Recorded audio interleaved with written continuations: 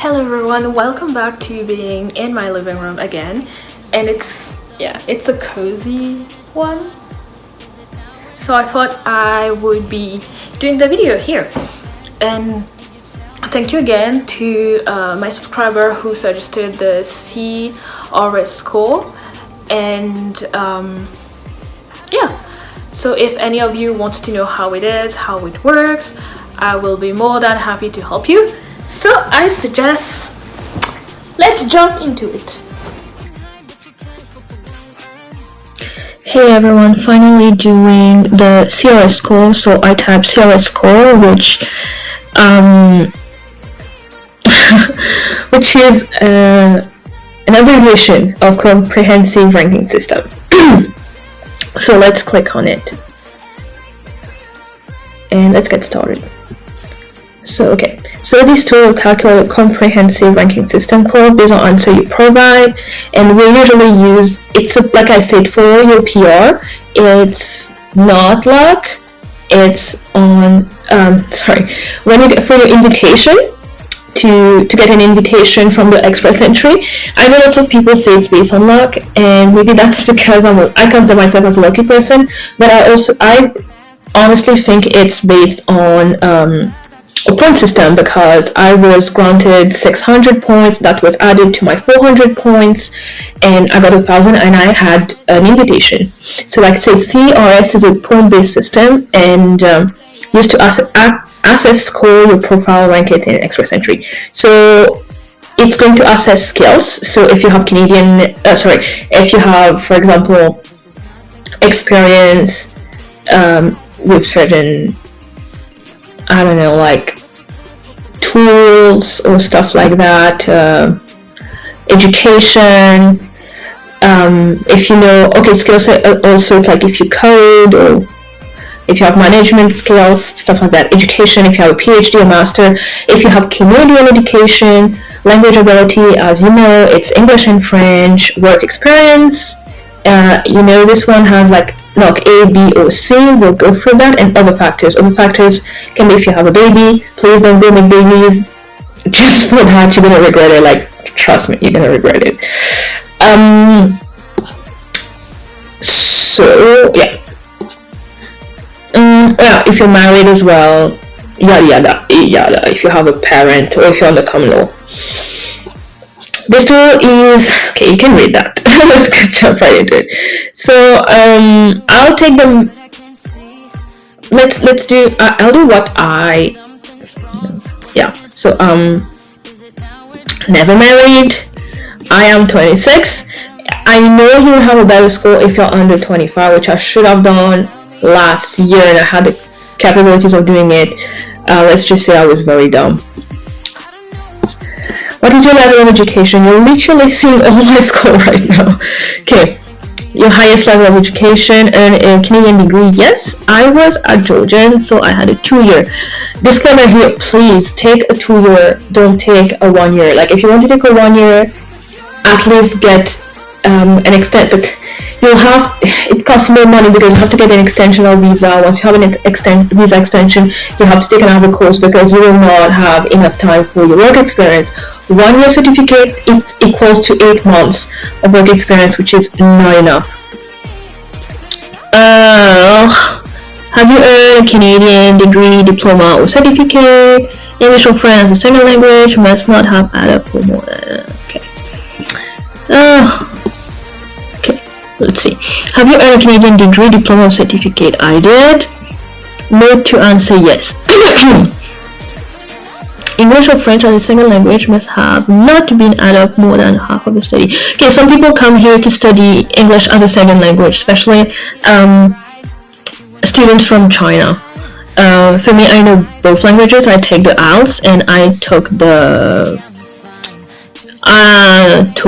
TOEFL, I guess, for French. I need to check it out, but I did my French as well.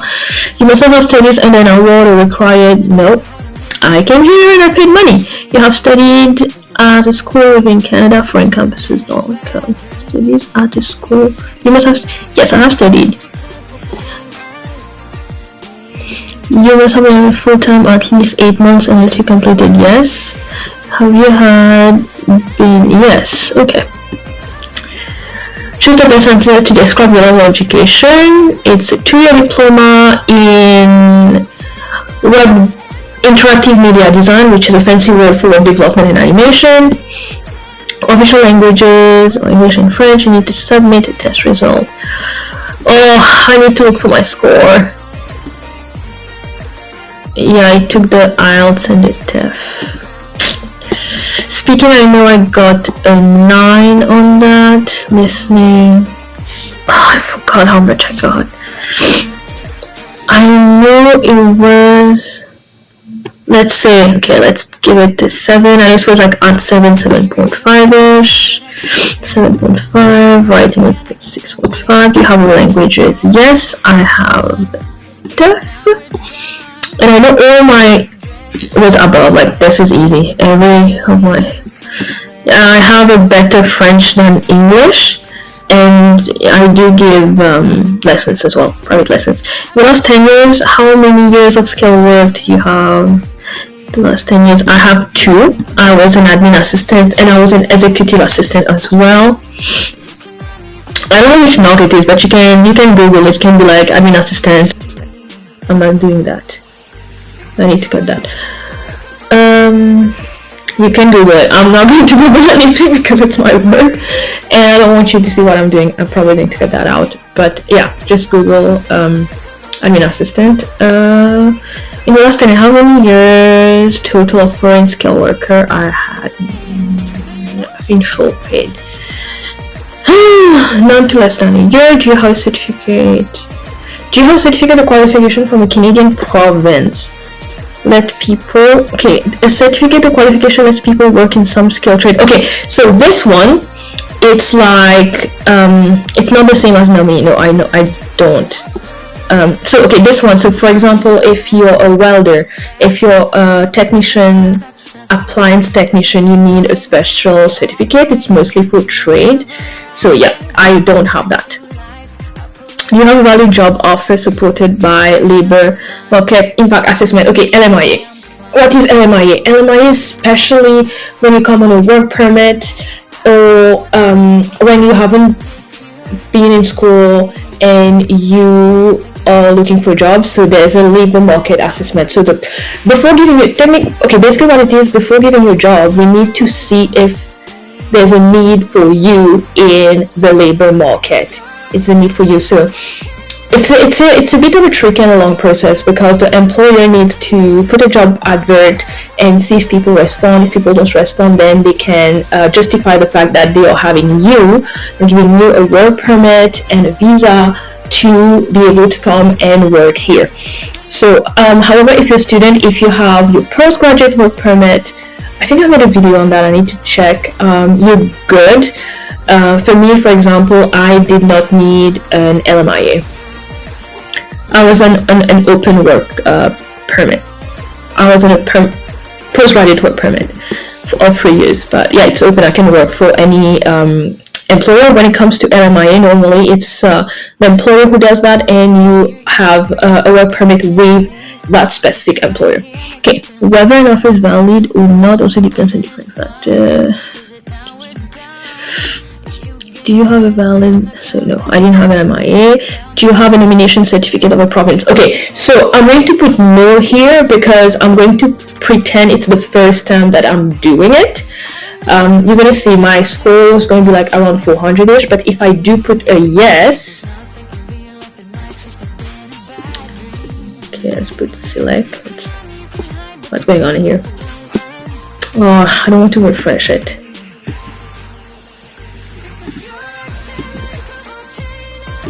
Okay, no, okay, yes.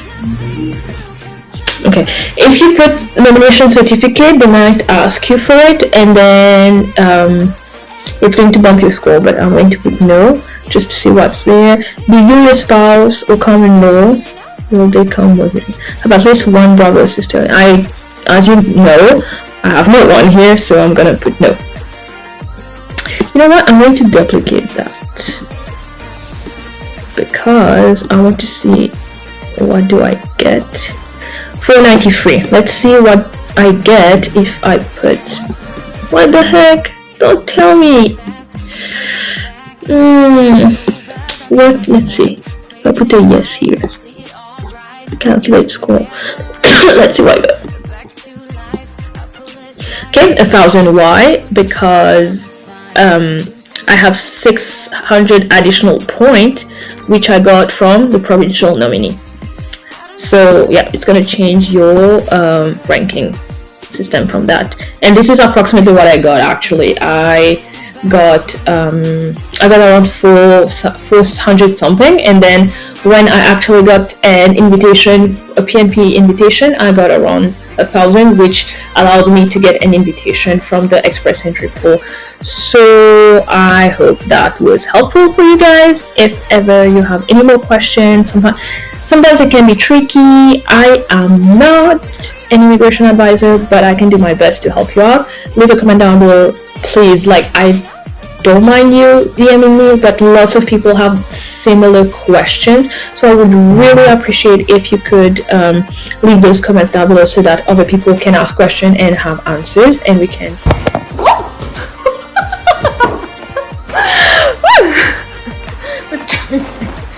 okay, now that you see how this works, I hope this is gonna help you, but I'm also gonna give you a couple of tips to up your CRS score, because this is what you really want, and this is how I went by it. Actually, I was very confident that I was getting a good CRS score, but this is how my thought process was. So I know I needed Canadian cardio is really bad. That jump. You have Canadian education, you're good. So I suggest that you have at least 2 years. So a certificate is okay, but it's not gonna get you much, especially after having to work. If you want to have work experience, because there's different class that you can go when applying for PR, which is federal skill. The second group, I forgot what it was. It was like labor worker, and then CEC, Canadian working experience, something like that. But most of you, I think it's going to be like federal skill worker. And if you want to get a score without the PNP, a good score, you will have to have at least a bachelor or master. If you don't have that, a diploma or bachelor is okay. You will have to have experience. So the way I got my PNP nominee is that I had experience before I came to Canada, and I actually have experience in administration because I was previously in business. So yes, I'm in IT now, which helps, but it was not that it worked for my PNP, but it was less than a year. What helped is the fact that I got a job offer, which is full-time, but what actually helped was my work experience previously. So if you have previous work experience in a NOC A or a NOC B, you can actually use it. But if you have any Canadian experience, that up your game. I speak French, so this up my score as well. If you have a baby or a spouse, or you're under common law, now don't go and make babies to everyone, please. This is a huge reason, believe me. I mean, if you're like me and you like to travel and meet new people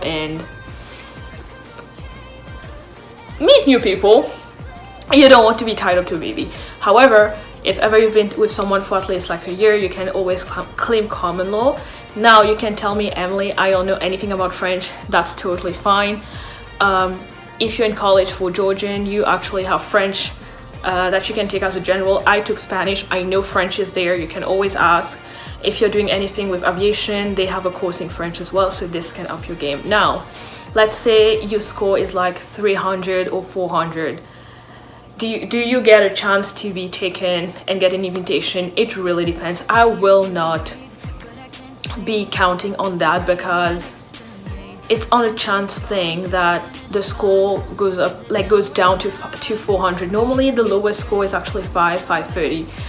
And another way to get it up is this is how you get a PNP nominee, because once you get a nomination, you get 600 points extra. So my points were actually 4 something, and I could have upped my point by having a better score at my IELTS, English IELTS, because I got a 7.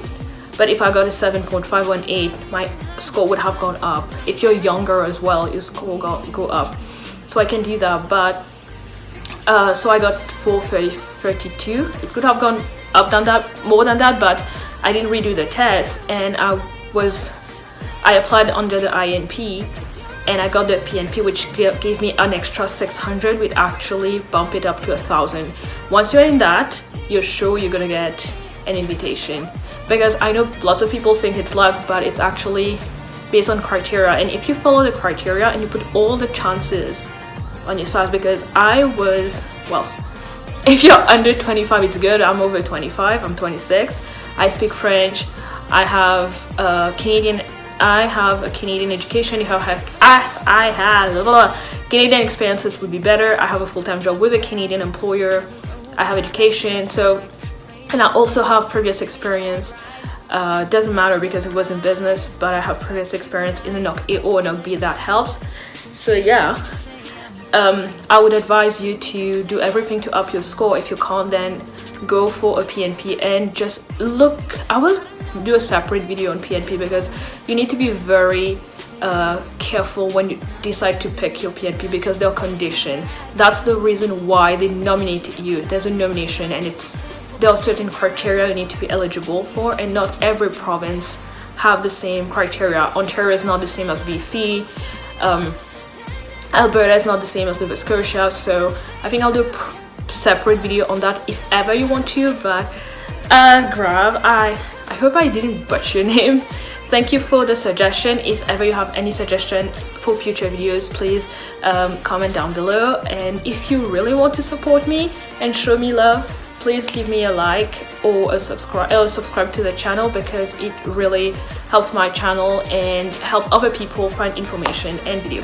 That being said, I talked really fast. I did jump for you guys, so show me some love, and I'll see you in the next video. Bye.